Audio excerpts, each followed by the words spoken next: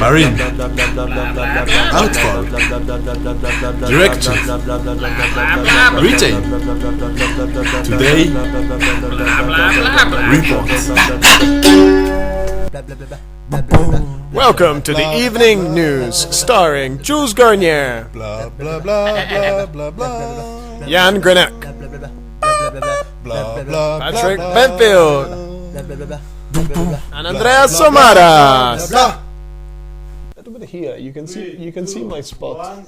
Here, the spot. Cover the spot here. Thank you. Oh, good morning, and welcome to the Maritime Evening News. It's 9 o'clock. My name is Patrick Benfield. Tonight's topic is a struggle between current European legislation and its acceptance amongst member states. But first, let's talk about an interesting conflict between young Richard, Jean-François and Vladimir earlier this week at a cafe bar in central Edinburgh. Reportedly, the youngsters' debate was fired up by unjust allocation of their recently acquired resources. Let's have a look at just what happened through the footage of a recording CCTV camera from inside the cafe. Whoa, wait! Can we do something about that? Sure we can. What was that? Well, that was the Directive 76/464 EEC. I don't get it. But this is the directive regulating limit values and quality objective of discharges of list 1, the dangerous substances. What does it mean? I mean that same rules apply to all. Okay, let's enjoy the mistake. And that's the way a milkshake spills. Moving on. Marine outfalls continue to cause chaos amongst concerned environmentalists.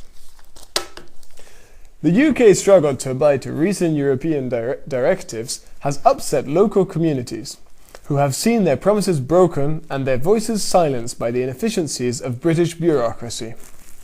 Just how long can our country's shore support the polluting toxin of untreated sewage? Let's go and see just what was said at the Heriot debate earlier this year. Welcome to the 2012 Heriot debate on marine discharges. I am glad to present our UK government representative Paul Milburn, EU Environment Agent Jacques de Villot, and Friends of the Earth from MarineWasteWaterDischarges Charles Buckingerd. Thank you, Alan. So, Mr. Milburn, we have set out a 2000 deadline for treating any significant marine discharge. So I have a question for you. Why have you not respected your obligations at 26 sites across this island? Well, you see, we believe that your definition of significant marine discharge falls just between the population equivalent of 15,000 and the equivalent of more than 15,000. We are unsure about our obligation, particularly in terms of toxicity monitoring and the service directives. Are you implying that the UK sewage system goes untreated for lack of clarity in the European Union's legislation? Yes, of course!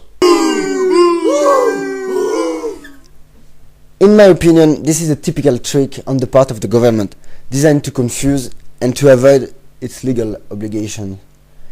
Plus, we would like to present this to you as being a spoil tactic that the UK government has intended it to be, as were it not so. The UK government could not have engaged in this obfuscation. On top of that, Mr. Milburn, if the UK continues to fail in meeting its obligations, the Commission shall take Britain to the European Court of Justice. The EU environmental legislation has already done a lot to improve the state of the environment in the UK and also in Europe. But to be fully effective, it must be fully implemented. That was a debate from the Scottish University of the Year Heriot, which is currently leading the research on marine wastewater discharges. Let's welcome Senior Lecturer, the magnificent Sir Alan Cuthbertson, who joins us today to understand where exactly the government is lacking progress and what needs doing.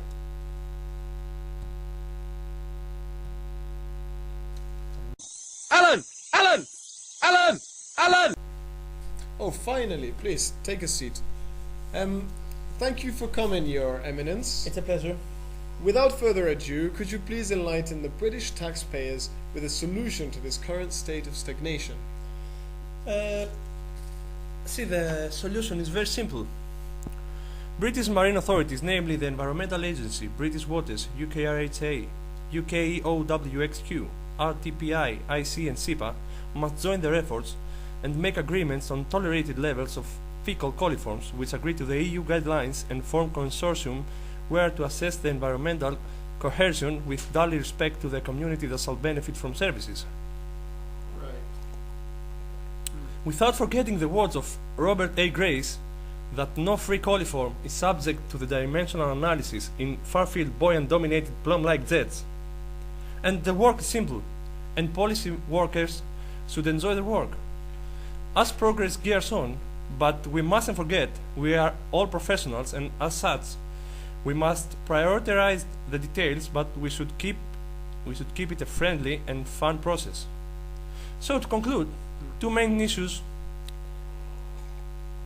march on as distinctly ambitious professionals, but let's keep it fun and informal. Right. Fun and professional. Friendly but formal. Right. Ambitious and serious. Yep. And I need a coffee. Well, thank you very much for your opinion. It's very appreciated. Now, let's take things from a different perspective. 12 years ago, Torben Larsen from the University of Aalborg in Denmark made a bold statement in his peer-reviewed paper on the recent EU legislations. He warned about the dangers of designers focusing too much on the initial dilution parameters and not enough attention to the physical stability of the pipe itself. He warned us about the dangers of storm. And in fact, 2 nights ago, the strong currents ashore of Peterhead ripped apart the disposal unit. 15,000 cubic meters of foul sewage leaked to the surface, creating 5 kilometers of contaminated beaches. Let's hear it from the residents who witnessed the outspread. Hi Patrick, we're here in the house of Rachel Noble. Rachel has been a victim of the broken house. So Rachel, excuse me. So, tell me what happened that night. Oh, Madonna! Le petit Ferruccio, it's me, le Ferruccio, the birthday, it's the birthday of the petit Ferruccio. I had everything, I had everything ready. Everything. The meat in the cellar, the cheese in the cellar, the meatballs and spaghetti, the mamma, oh la mamma, a little Ferruccio. The shit everywhere. The pipe, out of the pipe, the shit everywhere. Oh, le petit Ferruccio. Oh my god. Oh my god. I have to do everything again. No possible, no possible. It is obvious. Rachel house has been submerged by a wave of shit. As referees would say at their whistle, that's foul. Now let's get down to the point. Back to marine outfalls. Something that is often overlooked is the involvement of all stakeholders. Now stakeholders normally range from clients to users, but it can be tricky to identify the environmental assets that are affected or the indirect users of any good or service.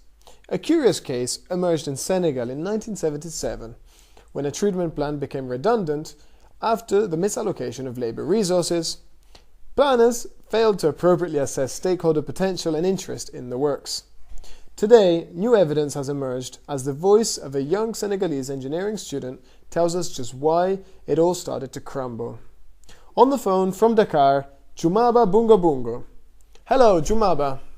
Hello, dear viewer. My name is Jumaba Bungo Bungo. I grew up near Dakar. And when they built the marine pipe, they spoke to the people from the government, the people with the money, but nobody came to speak to the university. Here at the campus we have experts in the field of sewage treatment. There are people with PhD, MH, BH,